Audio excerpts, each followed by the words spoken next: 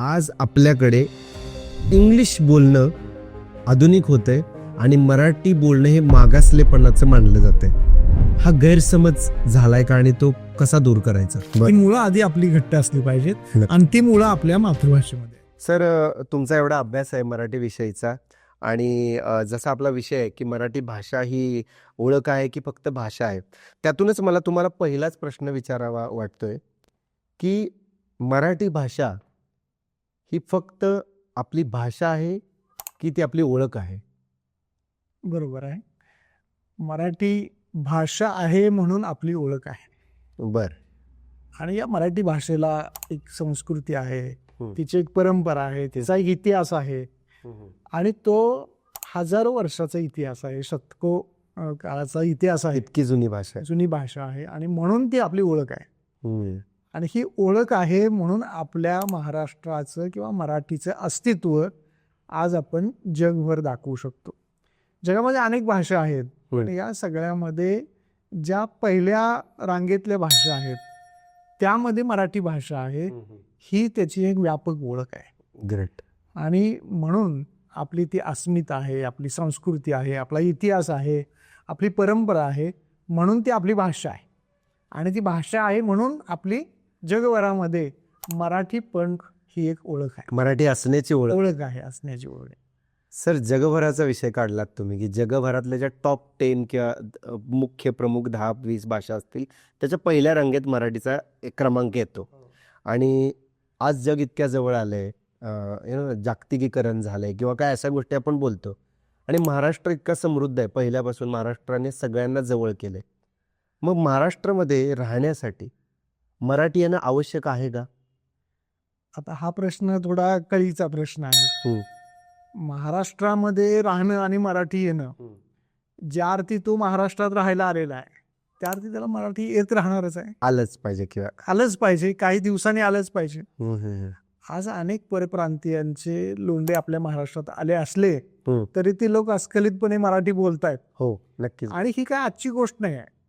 हजारो वर्षापासून महाराष्ट्रामध्ये परप्रांतीय लोक आलेले आहेत. त्यांनी इथली संस्कृती आपलीशी केलेली आहे आणि त्यांनी आपली भाषा शिकलेली आहे. आपल्या भाषांमध्ये ग्रंथ लिहिलेले आहे परप्रांतीय. म्हणजे तुम्हाला उदाहरण द्यायचं असेल तर ख्रिस्त पुराणसारखा फादर स्टीफन यांनी इथं येऊन साता समुद्राच्या पलीकडे येऊन त्यांनी इथं येऊन गोमंतक शिकली, मराठी शिकली आणि मराठीमध्ये त्यांनी ग्रंथ लिहिले. तसेच मुस्लिम मराठी साहित्य असेल, जैनांचं मराठीतलं साहित्य असेल, वीरशैवांचं साहित्य असेल, मराठीमध्ये ह्या सगळ्या लोकांच्या परंपरा महाराष्ट्रात आलेल्या आहेत. आणि इथूनही काही महाराष्ट्रातून बाहेर गेलेले आहेत, संप्रदाय आहेत, परंपरा आहेत, तर ते इथे मराठीत शिकलेले आहेत. मराठीमध्ये हजारो ग्रंथ लिहिलेले आहेत आणि ह्या हजारो ग्रंथांची या भाषेला मोठी परंपरा आहे. आधुनिक काळामध्ये सुद्धा आज या माणसांची देवाणघेवाण जेव्हा होते आणि परप्रांतीयांची लोंढे येतात किंवा महाराष्ट्रातील लोक परप्रांतामध्ये जातात, म्हणजे अमेरिकेत गेल्यानंतर तिथे एक मराठी संस्कृती आता रुजलीच आहे. मॉरिशस सारखा छोटा देश की ज्या देशामध्ये 30% जास्त अधिक लोक मराठी बोलतात. पाकिस्तानमध्ये काही गावं आहेत तिथं मराठी गावं आहेत, अजूनही बोलली जाते. ह्या पानिपतच्या लढाईला गेलेली माणसं उत्तर प्रदेशमध्ये राहतात, तिथं मराठी गावं आहेत. बडोद्यामध्ये मराठी शाळा आहे. अशा अनेक भाषांची देवाणघेवाण होत असते. पण जेव्हा महाराष्ट्रात माणूस येतो तेव्हा त्याला मराठी यावी ही आपण सक्ती करण्यापेक्षा तो आपोआप त्या मराठी संस्कृतीचं आचरण शिकेल, तो इथला होतो आणि तो भाषा शिकतो. क्या बात. ओके सर, तुम्ही सांगितलं की परप्रांत्यांचे ह्या अगोदर पण लोंढे आलेले आहेत किंवा महाराष्ट्रातले लोक परप्रांतात गेलेले आहेत, परदेशात गेलेले आहेत, तिथे मराठी रुजवलेले.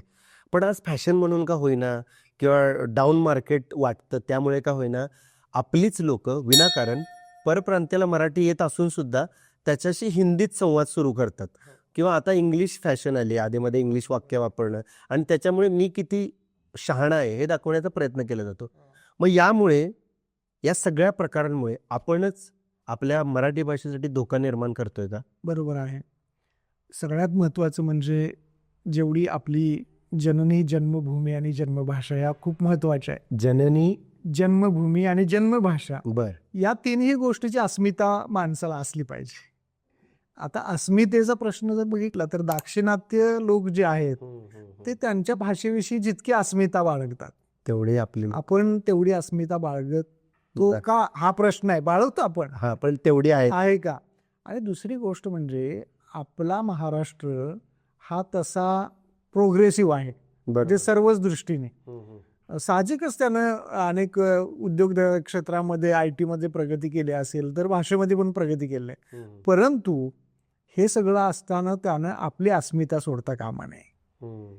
यासाठी आपल्या समाजाची, आपल्या राज्यकर्त्यांची एक भूमिका असली पाहिजे. बरोबर आहे की जी भूमिका आपल्या मराठीला पोषक असली पाहिजे. म्हणजे जे यशवंतराव चव्हाणांनी केलं भाषेसाठी, बरोबर, त्यांनी भाषेसाठी इथं महामंडळं निर्माण केली, भाषेसाठी स्वतंत्र संस्था निर्माण केल्या, किंवा आपल्या इतिहासाकडे आपण गेलो तर अनेक आपल्या राज्यकर्त्यांनी भाषेच्या अस्मिता जोपासण्यासाठी वेगवेगळ्या प्रकारचे प्रयत्न केलेले आहेत, आपली संस्कृती टिकवण्यासाठी प्रयत्न केलेले आहेत.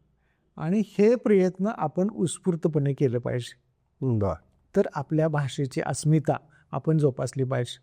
म्हणजे उदाहरण द्यायचं झालं तर कर्नाटकमध्ये कन्नड भाषेचं विद्यापीठ आहे, तमिळमध्ये तमिळ भाषेचं विद्यापीठ आहे, आणि ते सुरू होऊन जवळजवळ आता 30 वर्ष 35 वर्ष 50 वर्ष होत आले. पण आता आपलं अजून मराठी भाषेचं विद्यापीठ सुरू होतं आहे, होईल की नाही हा प्रश्न आहे. तर आपण भाषेसाठी, तिचं संगोपन करण्यासाठी आपणच स्वतः मराठी समूहानं प्रयत्न केले पाहिजे, तरच ती टिकेल आणि वाढेल. सर, राज्यकर्त्यांचा विषय निघाला, तुम्ही यशवंतराव चव्हाणांचं नाव घेतलं. आपला देश स्वतंत्र होऊन साधारणतः आता 76 वर्ष झालेले आहेत. सध्याच प्रजासत्ताक दिन साजरा झाला, तर आपल्याकडे मराठी राजभाषा दिन हा एक साजरा केला जातो आणि मराठी भाषा गौरव दिन साजरा केला जातो. ह्या दोघांमध्ये फरक काय या 2 दिवसांमध्ये, आणि कधी सुरू झाले? भारतामध्ये ज्या 22 भाषांना राजभाषेचा दर्जा मिळाला, ओके, त्यात मराठीलाही मिळाला. बरं. आणि तो आपला राजभाषा दिन किंवा राजभाषाचा दर्जा मिळाला म्हणून आपण तो साजरा करतो. आणि आपल्या मराठीसाठी जे अनेक सारस्वत झाले, ज्याने मराठी साहित्यामध्ये इतकी अक्षर काही साहित्याची भर घातली, त्याच्यामध्ये कुसुमाग्रज उर्फ वि.वा. शिरवाडकर होते. आणि त्यांच्या स्मृतीप्रित्यर्थ जो आपण दिवस साजरा करतो त्याला गौरव दिन असं आपण म्हणतो. तो आता येत्या 27 फेब्रुवारीला होत आहे. तर तो आपण आता साजरा करणार आहोत. आणि राजभाषा दिन हा आता मागे साजरा केलेला आहे आपण. तो कधी सुरू झाला? तो आपल्या ज्या राजभाषा म्हणून ज्या 22 भाषांना मान्यता जेव्हा मिळाली तेव्हा, आणि साधारणतः 14 सप्टेंबरला अजून एक अभिजात भाषा दिन पण आपण आता अलीकडे साजरा करत आहोत, की जो 2 वर्षापूर्वी मराठी भाषेला अभिजात दर्जा मिळाला. त्याचबरोबर आपण भाषा पंधरवडा साजरा करतो 14 जानेवारी ते 28 जानेवारीपर्यंत. तर असे वेगवेगळे भाषेसंबंधी भाषेच्या उत्सवासाठी साजरे करतो. आणि त्या अनुषंगाने या भाषेचा गजर म्हणतो आपण त्यांना, किंवा त्या भाषेमधल्या अनेक परंपरांचं सादरीकरण, त्याचं उत्सवीकरण करण्याचा प्रयत्न करतो.